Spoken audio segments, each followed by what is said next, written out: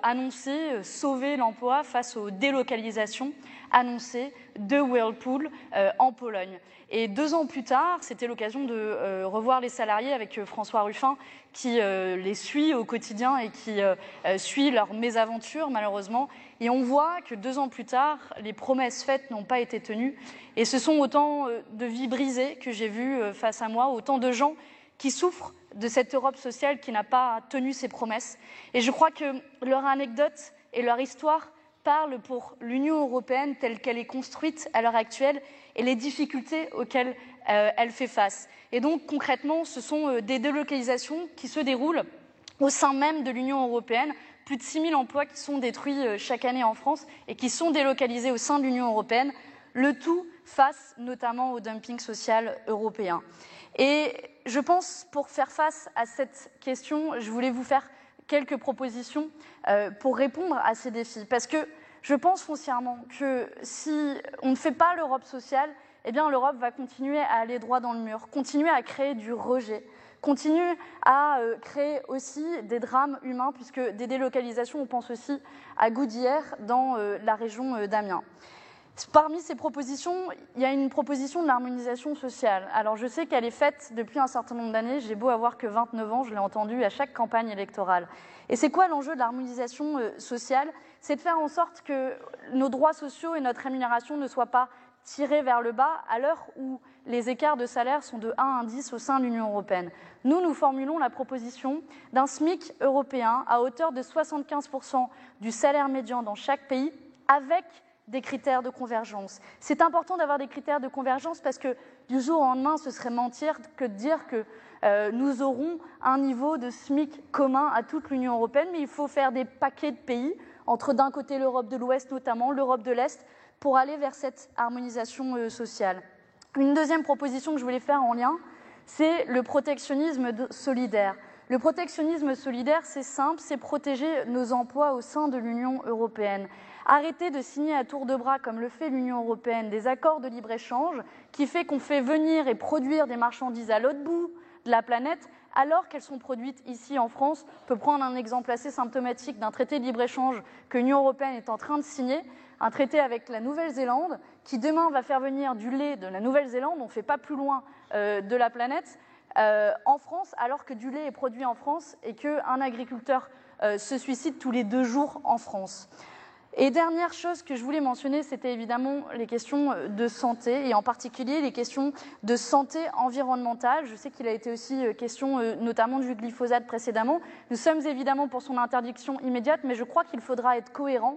Et je voulais là-dessus notamment souligner l'importance de la cohérence en France, puisque la France vient de valider l'autorisation à produire ici en France des pesticides qui sont interdits dans l'Union européenne. Et donc pour cela, il faut être cohérent et ne pas continuer à empoisonner le reste du monde. Et je finis juste à temps. Et on en a parlé avec Nathalie Loiseau, pas longtemps avant que vous arriviez. Merci Manon Aubry, je vous invite à nous rejoindre. Marc Bassette est avec moi. On va poser des questions relativement concrètes. Celle issue d'abord des consultations citoyennes. Il se trouve que la prise en charge de la perte d'autonomie apparaît comme un des sujets prioritaires pour les Français qui ont été consultés. Est-ce que par exemple, d'abord, qu'est-ce que vous proposez en la matière? Et est-ce que par exemple, l'intelligence artificielle vous semble être une piste à suivre au niveau européen pour prendre en charge la perte d'autonomie? D'abord, je voulais vous dire que c'est un sujet essentiel pour nous. Je crois que tout le monde a été confronté à un moment ou à un autre à gérer ses parents, ses grands-parents. Et moi, j'en ai fait l'expérience aussi avec mon grand-père. Et quand on se retrouve à faire le tour des EHPAD et qu'on voit le coût exorbitant de ces EHPAD, près de 2 000 € en moyenne, quand la retraite moyenne est de 1 400 € en France. Et donc, la vraie question qui est posée, c'est comment on prend et on soigne et on accompagne nos personnes âgées. Et au niveau européen, comment on porte cette idée? Et au niveau européen. Alors d'abord, nous, sur notre liste, on a Anne-Sophie Pelletier qui est 5e sur la liste et qui est aide-soignante en EHPAD et qui sera notre spécialiste demain au Parlement européen, puisqu'elle est en position éligible, et qui portera la défense d'un service public de soins aux personnes âgées, puisque c'est le défi qui nous attend avec le vieillissement de notre population. Et donc concrètement, comment on fait?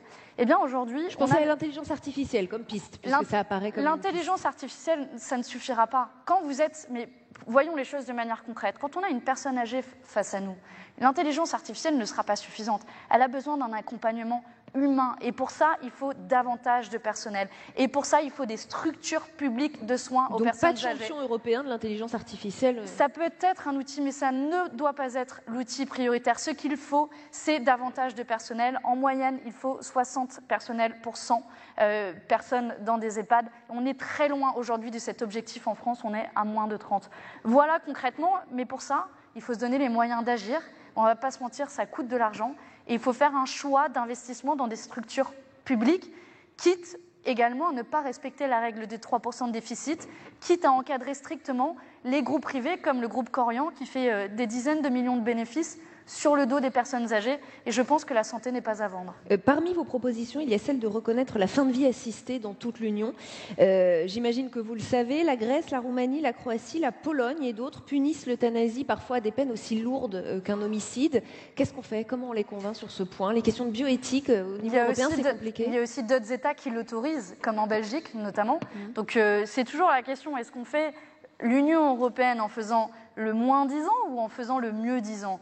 Et concrètement, c'est un petit peu comme l'IVG il y a quelques dizaines d'années.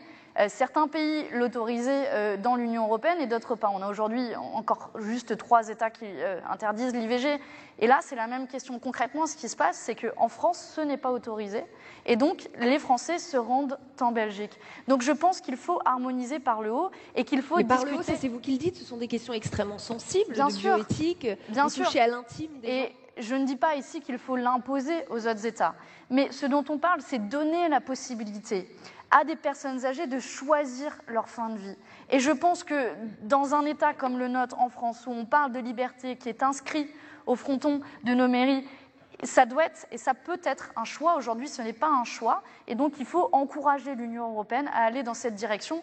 Il y a tout le moins, il faudrait, je pense, montrer la voie en France. Vous parliez d'une interdiction immédiate du glyphosate. C'est l'idée que vous souhaitez porter. On parlait tout à l'heure de parlementaires européens qui témoignaient, qui parlaient de leur combat pour l'interdiction du glyphosate. Et ils disaient que ça avait été 28 mois de combat acharné, notamment contre les lobbies, dont vous parlez beaucoup. Donc, comment vous comptez faire pour avoir une interdiction rapide, immédiate? Vous savez, les lobbies, je les connais bien parce que dans mon métier à Oxfam, je passais mon temps à essayer de convaincre des députés européens, convaincre des ministères qu'on peut agir, qu'on a les solutions pour lutter contre l'évasion fiscale notamment.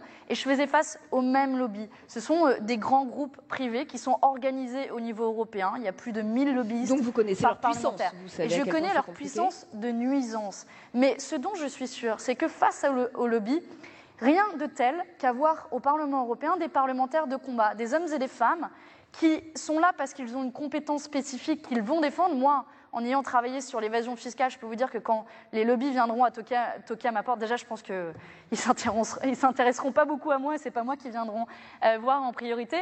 Et donc, il faut des gens qui puissent leur tenir tête et ne pas être sensibles à leurs arguments. Et puis, au-delà de ça, je pense qu'il faut évidemment davantage de régulation dans les lobbies qui n'ont aujourd'hui aucune obligation puisque le registre est facultatif au niveau européen. Il faut encadrer strictement le pouvoir des lobbies. Ils peuvent être utiles comme expertise, et donc on peut évidemment les consulter en tant qu'expertise, mais aujourd'hui leur pouvoir est démesuré. On l'a vu dans le cadre du glyphosate que vous évoquiez. Précisément, si le glyphosate a été réautorisé pendant 5 ans au sein de l'Union européenne, les Monsanto Files l'ont prouvé, c'est 100 pages de copier-coller entre un rapport de Monsanto et un rapport de la Commission européenne, les mêmes Monsanto qui financent tous les groupes européens, sauf les Verts et le groupe de la France Insoumise, et qui financent notamment le groupe ALDE, auquel appartient un député de la majorité de la République En Marche. Donc je pense qu'il faut être plus que jamais ferme sur la question des lobbies. Marc Bassette, pour quelques minutes. Oui, bonjour Manon Aubry. Votre parti veut...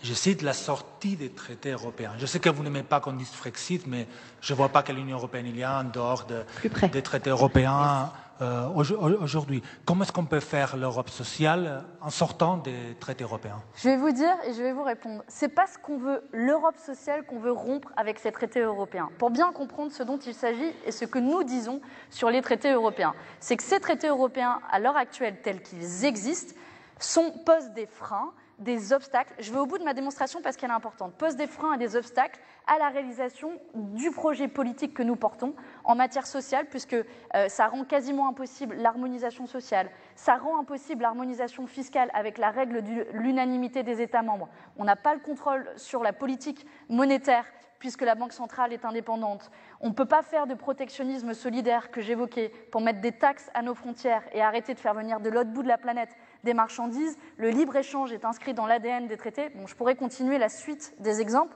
qui posent les freins et les obstacles de ces traités européens actuels. Ce que nous disons, c'est que ces traités européens-là ne sont pas inscrits dans le marbre. D'ailleurs, sur les 20 dernières années, en moyenne, il y en a eu de nouveau tous les 5 ans. Donc, que voulons-nous dire quand on dit sortie des traités européens actuels? Ce n'est pas dogmatique, c'est pragmatique pour mener cette politique concrètement. Nous disons aux autres États européens, nous vous proposons de renégocier ces traités européens pour faire l'Europe sur d'autres bases, et notamment sur une base de progrès social. On pourrait poser un SMIC européen dans le cadre de ces traités européens. C'est notre plan A. Dans l'hypothèse où l'ensemble des États membres n'est pas d'accord, eh bien nous disons voici la liste des dispositions qui nous posent problème, qui nous empêchent de mener la politique que nous voulons mener en matière sociale, écologique, notamment ne pas respecter la règle des 3% de déficit qui empêche d'investir massivement dans la transition écologique. Et nous disons, à l'aide du rapport de force que pèse la France dans l'Union européenne, qui est la deuxième économie européenne, qui est aussi 16 milliards de contributions au budget européen, eh bien nous disons, ces politiques-là, parce qu'elles sont austéritaires et parce que les Français en payent le prix, eh bien nous ne les respecterons pas. Et je pense qu'avec nous, nous pouvons emmener dans notre sillage d'autres États européens qui seraient intéressés par ces règles. Et que va faire l'Union européenne? Il n'y a pas de clause d'exclusion au sein de l'Union européenne, donc ça ne veut pas dire Frexit, simplement c'est se donner les moyens de mener notre politique progressiste. Les traités européens, c'est ce que la Grande-Bretagne est en train de faire maintenant. Pardon? Sortir des traités européens, est-ce que la Grande-Bretagne est la chose que la Grande-Bretagne est en train de faire maintenant? Je vous le redis, l'Union européenne ne se résume pas à ces traités européens actuels-là. Je vous le dis, je ne peux pas être plus clair que cela. Nous ne sommes pas en faveur du Frexit, mais nous ne satisfaisons pas de la situation actuelle, qui est celle d'une Europe qui ne tient pas ses promesses en matière sociale, parce que les traités européens inscrivent des contraintes là. Donc nous nous donnons les moyens de lever ces contraintes, lever ces obstacles. Et je crois que finalement, c'est sauver l'Union européenne en faisant cela, et que peut-être les plus européens d'entre nous et d'entre toutes les listes, ce n'est pas forcément ce que l'on croit. Marc, vous avez encore une question? Oui, si je comprends. Rapidement. Vous voyez le modèle social français, les acquis sociaux, comme vous dites aussi, menacés par l'Union européenne, qui, je cite aussi votre programme, a dévoré les acquis sociaux français. Votre parti a soutenu très fermement les Gilets jaunes. C'est un phénomène que beaucoup d'Européens ont suivi avec étonnement, fascination. Très rapidement, Marc, s'il vous plaît. Oui, intérêt. Il va lui rester 30 secondes.